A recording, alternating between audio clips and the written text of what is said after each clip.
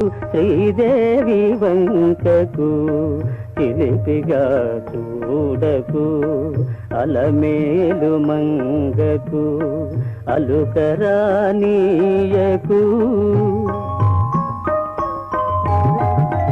ముద్దు సతులిద్దరిని ఇరువైపులా చేర్చి, ముద్దు సతులిద్దరిని ఇరువైపులా చేర్చి, మురి పిల్చి లాలించి ముచ్చటల తేల్చి, శేషశైలవాస శ్రీ వెంకటేశ. శ్రీదేవి వంకకు చిలిపిగా చూడకు, అలమేలు మంగకు అలుకరానీయకు.